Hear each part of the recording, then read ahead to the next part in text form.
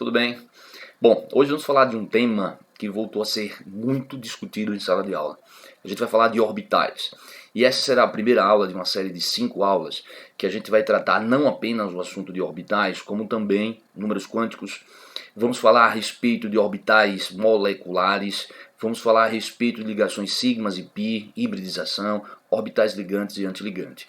Claro que são temas difíceis da química, porém eu pretendo fazer da forma mais simples e didática possível para que dê conta às questões que são cobradas em termos de ensino médio, certo?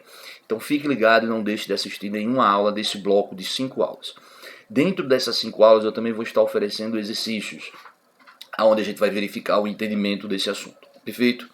Bom, por que eu volto a falar a respeito de orbitais? Por que eu preciso fazer isso? Meninos, eu preciso mostrar para vocês que na prova do Enem de 2017, segunda aplicação, a gente teve uma cobrança a respeito de ligações pi.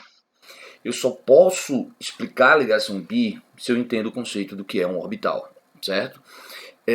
Na 2018, agora a primeira aplicação, a gente teve a cobrança a respeito da hibridização que o carbono possui na estrutura chamada de grafeno, certo? Então, mais uma vez, eu preciso do assunto de orbitais, eu preciso entender o conceito de orbitais para que eu possa, então, conseguir discutir essas duas questões, certo? Então, fique ligado, porque esse assunto vai ajudar bastante no Enem. Lembrando um pouquinho a respeito do modelo atômico de Bohr. Vamos lá. O modelo atômico de Bohr é um modelo que traz um núcleo, elétrons em pontos, em órbitas circulares de energia quantizada. Nesses pontos, nessas órbitas, nesses níveis, os elétrons vão estar circulando, sem ganhar nem perder energia. Entendido, galerinha? Lembrando ainda o seguinte, que cada órbita tem energia quantizada, como eu acabei de falar, e que essas órbitas, quanto mais afastadas do núcleo se encontrarem, maior será a quantidade de energia nela. Os elétrons vão poder, sim, pular de uma órbita para outra. Para isso é necessário que ele ganhe uma energia externa. Ao ganhar energia, o elétron da primeira camada ele é promovido para a segunda, para a terceira, ou da primeira direto para a terceira, afastando do núcleo, procurando órbitas de maiores energias. É possível, então, que esse elétron acabe retornando, e o retorno desse elétron faz com que ele libere energia. Essa energia liberada ela é para a gente quantificada, formando o que a gente conheceu como sendo um espectro descontínuo nesse caso. Bom, então é isso. O modelo atômico de Bohr ele traz elétrons em pontos que estão girando de forma circular em torno do núcleo, o que a gente chamou de órbitas, certo? Bom, visto ou revisado de uma forma rápida o modelo atômico de Bohr, eu preciso agora introduzir alguns conceitos para que a gente possa discutir a validade do modelo atômico de Bohr e introduzir o conceito de orbitais. Bom, eu preciso entender nesse momento, eu preciso entender o princípio da incerteza. O que seria o princípio da incerteza de Heisenberg? Esse princípio diz para a gente que não é possível, com precisão, conhecer simultaneamente a posição e a quantidade de movimento de um corpo. Se você prestar atenção, quando eu falei do modelo atômico de Bohr, eu mostrei que o elétron estaria em um ponto, eu mostrei a sua posição, e que esse elétron estaria se movimentando em uma órbita que eu chamei de circular, com uma determinada quantidade de energia, uma energia quantizada. Então eu informei com precisão a posição e a energia, a quantidade de movimento que o elétron possui. Então, de acordo com o princípio da incerteza, isso não é possível. Não é possível informar posição e quantidade de movimento com uma certa precisão, certo? Então, se você prestar atenção, Bohr ele mostra uma falha nesse sentido. Por quê? Porque ele localiza os elétrons, o ponto onde o elétron se encontra, e a energia que esse possui. Isso é impossível, ou melhor, existe uma certa imprecisão, o princípio da incerteza. Bom, o que eu preciso ainda mostrar para vocês? Eu preciso mostrar para vocês que de Broglie ele mostra para a gente que um elétron ele vai estar possuindo um caráter duplo, ele vai poder ser estudado como sendo partícula ou onda. Então, isto quer dizer que se o elétron ele deixa de ser ou ele pode ser também estudado como sendo uma onda, a gente pode então, estou falando de uma onda, um movimento ondulatório. Então, se um elétron ele passa a ter um comportamento ondulatório, ele pode ser sim, a partir de agora, estudado por meio de uma equação, certo? Então, vai ser possível agora escrever equações para entender o comportamento desse elétron, para conhecer a energia, conhecer a posição que esses elétrons se encontram. Perfeito? Entendido, galerinha? Então, como eu falei, ó, vamos entrar em uma parte que é difícil, que é uma parte complicada, né, de conceitos que não são tão simples, porém eu vou estar tentando amarrar da forma mais didática possível para vocês. E, enfim, né, para que a gente possa fechar essas considerações e aí então introduzir o conceito de orbital, eu preciso falar para vocês da equação de Schrödinger. Essa equação é o quê? É uma equação, pessoal, que permite que a gente encontre funções de onda, certo? Então, olha só o que eu acabei de falar. Eu falei que o elétron ele poderia ser entendido como sendo uma onda e, dessa forma, ter uma equação que represente matematicamente.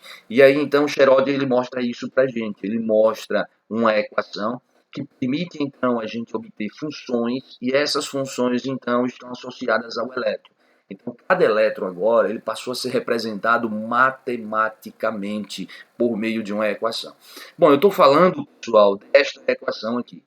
Eu mostrei essa equação, né, para ilustrar, porém ela não é algo tão simples e vocês com toda certeza não vão estar encontrando essa equação em nenhuma situação dentro do ensino médio. Então essa equação ela apareceu aqui só para enriquecer um pouco mais a apresentação, deixar vago para que vocês possam então acompanhar, porém é algo que vocês jamais serão cobrados, certo? Então esta seria a equação e por meio desta equação é que a gente então passa a obter números, né? Então se é uma equação matemática, a solução dessa equação matemática ela vai trazer para a gente números. E esses números serão os números utilizados para que a gente possa conhecer aonde os elétrons se encontram, certo? Esses números serão chamados de números quânticos, é nossa segunda aula, certo? Então, espero que você não deixe de assistir essa aula, ela é um complemento. E esses números que são chamados de números quânticos são números que vão estar indicando aonde os elétrons se encontram. Como assim? Os elétrons não vão estar em órbitas circulares, girando em torno do núcleo? Não. A partir de agora, os elétrons não vão mais se encontrar em órbitas, em pontos definidos, girando em torno do núcleo. Os elétrons, para a gente, eles vão estar em pontos, em regiões, é o máximo que eu posso informar a respeito desses elétrons. Então, os elétrons vão se encontrar em regiões em torno do núcleo. Então, não será mais possível informar uma única posição onde esses elétrons se encontram, mas sim o que? Uma região onde será grande a probabilidade de encontrar esses elétrons. E esse, pessoal, é o conceito de orbitais que eu trago para vocês. Então, o nosso tema da aula é orbital. Então, o que seria um orbital? O orbital para a gente é uma região onde há uma grande probabilidade de encontrar esses elétrons. Professor, não entendi, certo? Então, ó, deixa eu ver se eu consigo, né, se eu tenho maior sucesso tentando fazer para vocês uma comparação. Então, vamos pensar aqui no que eu comecei falando para vocês, do modelo atômico de Bohr. A existência do núcleo, bom, e esse elétron girando em uma órbita, em um único ponto em torno do núcleo, uma órbita circular de energia quantizada.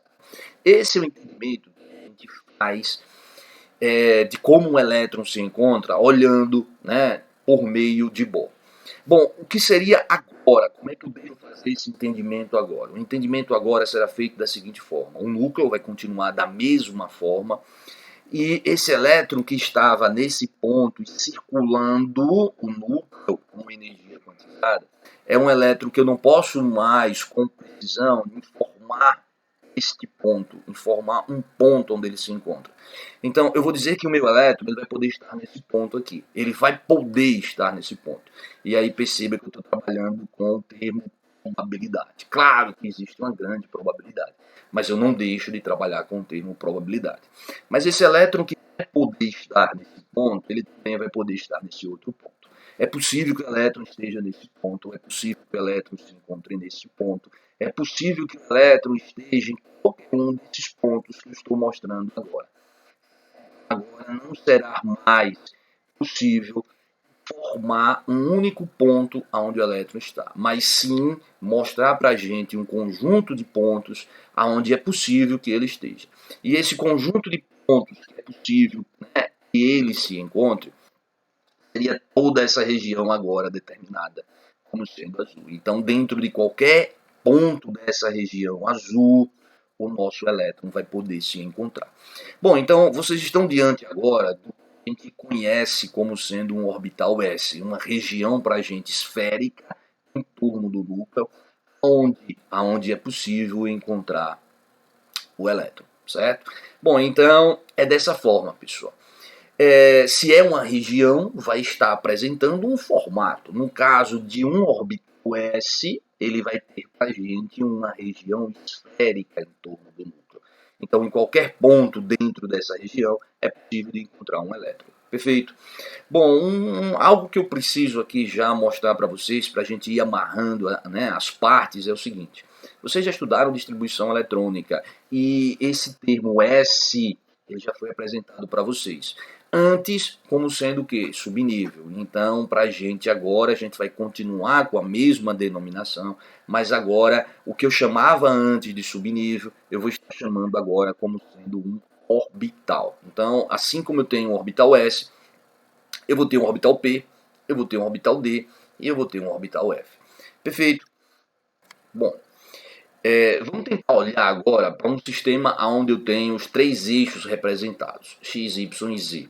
No centro desses eixos eu vou ter o núcleo. E em torno desse núcleo, como eu tive aqui uma região esférica, em torno desse núcleo, eu vou ter agora uma região diferente ou de formato diferente.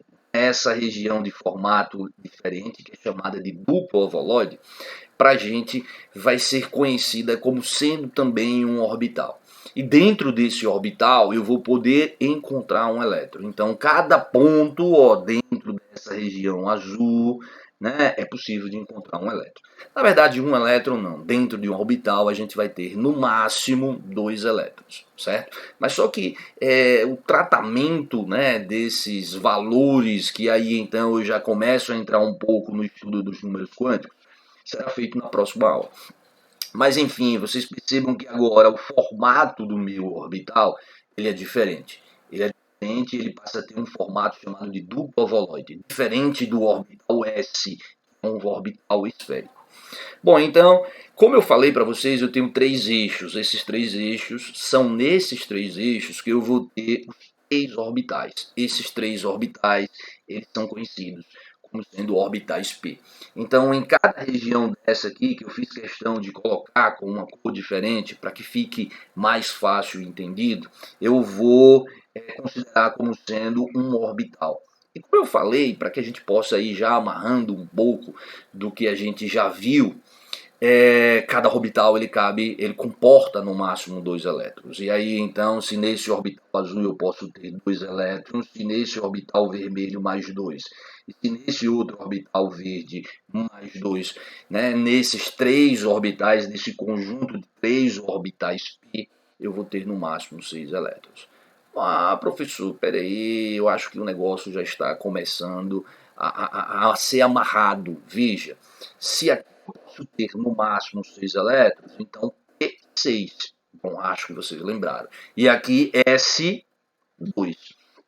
Então isso quer dizer, pessoal, que se S são 2, se P é 6, e aí se eu lembro que D é 10, então eu lembro, ou eu entendo que eu vou ter 5 orbitais D. E assim como F é 14, eu passo a ter o que? 7 orbitais F. Bom, esses orbitais eles serão mostrados para vocês. E aqui está, pessoal, o desenho, né, de todos esses orbitais que eu acabei de falar. Então perceba que aqui primeiro eu tenho o orbital, que eu falei para você, o orbital esférico, o orbital S.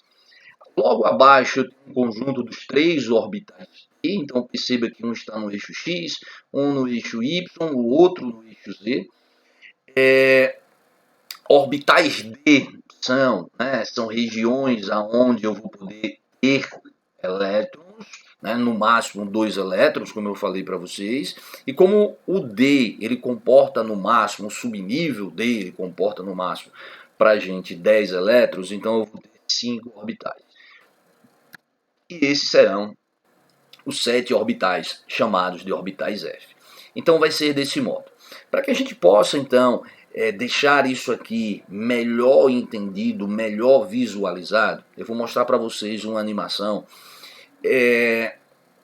dessas regiões, desses orbitais em torno do núcleo, certo? Então acompanhe comigo. Bom, essa primeira região, ela é para a gente uma região esférica, corresponde ao orbital S, ao orbital S mais próximo do núcleo, certo? Mais afastado do núcleo, eu teria um outro orbital, uma outra região esférica, correspondente ao orbital 2S. E nesse mesmo nível, nessa mesma distância do núcleo, eu teria agora um orbital P, um orbital de formato duplo ovoide, certo? Que nesse caso estaria em um dos eixos. Bom, passaria a ter também um outro orbital P a uma mesma distância do núcleo, né, dentro ou fazendo parte do eixo, e junto a esses dois orbitais P, como eu acabei de mostrar para vocês, eu tenho um terceiro orbital P, certo? Então perceba que nessa minha representação eu tenho um orbital S, um orbital esférico mais próximo do núcleo, né? Um outro orbital esférico, porém mais afastado do núcleo, correspondente ao segundo orbital S, e nesse mesmo nível de distância eu passo a ter 3 orbitais P, cada um em cima dos eixos X, Y e Z, certo? Então é isso, galerinha. Espero que todos tenham entendido. Não deixem de assistir a próxima aula, que a gente vai começar a falar a respeito dos números quânticos. Valeu!